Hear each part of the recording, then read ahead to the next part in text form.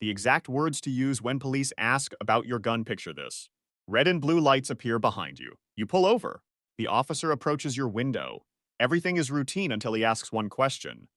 Do you have any weapons in the vehicle? Most drivers think this is just a safety question. It isn't, because in the next few seconds, the officer is trying to determine something much more important. Whether you are a cooperative, predictable citizen, or someone he needs to investigate further, and the answers most people give immediately pushes the encounter in the wrong direction. Today, we're breaking down the exact decision point that changes everything when police ask about your gun, the exact words that keep the conversation controlled, and why those words work. Let's get into it. The trap begins the moment the officer asks about weapons. Officer, do you have any weapons in the vehicle? Most people immediately panic. They start talking. They rely on you not knowing your rights. This channel makes sure you do. Subscribe and stay informed. And if you believe more people need to see this, share it, and let me know your thoughts in the comments. Driver, yeah, I have a gun, but it's legal. I have a permit. I've had it for years. It's under the seat. Well, technically it's beside the seat. Actually, it's in a bag. Hold on, I'll show you. That entire response creates problems. Not because the gun is illegal, not because the driver committed a crime, but because the driver started providing information faster than the officer could process it. The more words people use, the more uncertainty they create. And uncertainty causes officers to investigate. People think talking proves innocence. In reality, excessive talking often creates additional questions. That's the trap, not the gun, the conversation. The mistake isn't possession. The mistake is losing control of the interaction. So why do officers ask about weapons in the first place? The answer is simple: officer safety. Every officer approaching a vehicle faces uncertainty. They don't know who they're dealing with. They don't know what's inside the vehicle. They don't know whether the driver is calm, nervous, truthful, or deceptive. The question helps them assess risk. How quickly does the driver respond? Do they appear surprised? Do they start reaching around the vehicle? Do they become defensive? Do they volunteer a flood of unnecessary information? The officer isn't just evaluating the answer. He's evaluating the behavior attached to the answer. And that's where the decision point appears. The decision point happens the second after you acknowledge the firearm, not before, not after. Right there. The officer asks, do you have any weapons in the vehicle? You answer, yeah, I've got a gun, but... And then most people keep talking. That's the moment, because every extra sentence creates opportunities for confusion. Let's look at the wrong response. Officer, do you have any weapons in the vehicle? Driver, yeah, I have a handgun, it's legal, I have a permit, it's under my seat, I can grab it and show you. The officer immediately reacts. Officer, don't reach for it. Now tension increases. Officer, where exactly is it? Driver, well, kind of under the seat. Officer, kind of? Driver, actually more beside the seat. Now the officer has new concerns. The location is unclear. The driver is nervous. The driver offered information that keeps changing.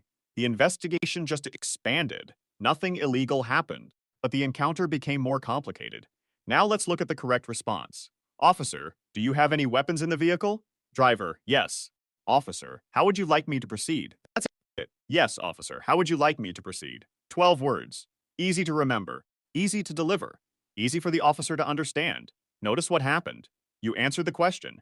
You acknowledged the firearm.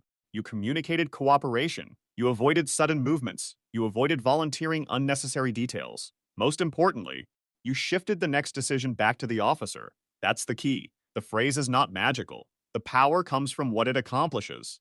It tells the officer, I am not reaching for anything. I am not making assumptions. I recognize your safety concerns. I will follow instructions.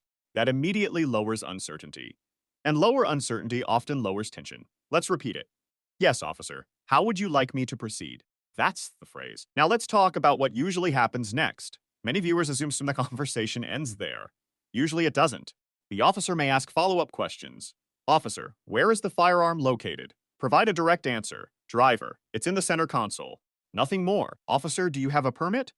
Driver, yes, officer. Nothing more. Officer, is anyone else in the vehicle armed? Driver, no.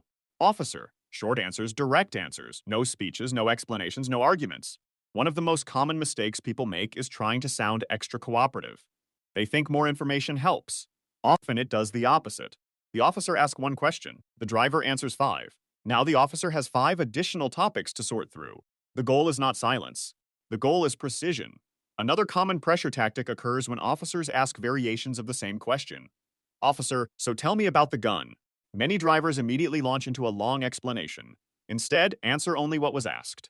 Officer, tell me about the gun. Driver, it's a legally owned handgun. Then stop. Let the officer ask the next question. Remember, conversations expand when people volunteer information. Professional communication stays focused. Now let's cover the legal foundation briefly. Gun laws vary significantly by state. Some states require immediate disclosure, others do not. Some require permits, others allow permitless carry under certain conditions. That's why you should always know the laws where you are driving. But regardless of jurisdiction, one principle remains consistent. Officers generally care about knowing where the firearm is and ensuring nobody reaches for it unexpectedly. The phrase we've discussed supports that objective. It acknowledges the firearm while avoiding actions that increase uncertainty. That's why it works so effectively across a wide range of encounters. This isn't about winning an argument. It's about managing the interaction intelligently. And that's where most people miss the lesson. The gun isn't the decision point. The permit isn't the decision point. The traffic stop isn't the decision point. The decision point is the moment after the officer learns a firearm is present. Do you start talking uncontrollably? Do you start reaching around the vehicle? Do you start explaining things nobody asked? Or do you remain calm and transfer the next step back to the officer? That's the entire game. So let's summarize. The trap is over-explaining. The decision point occurs immediately after acknowledging the firearm. The exact phrase is, "Yes, officer, how would you like me to proceed?" It communicates cooperation, it avoids confusion, it reduces uncertainty, and it keeps the encounter organized instead of chaotic. Because the smartest drivers aren't the ones who talk the most. They're the ones who recognize the decision point before the officer does.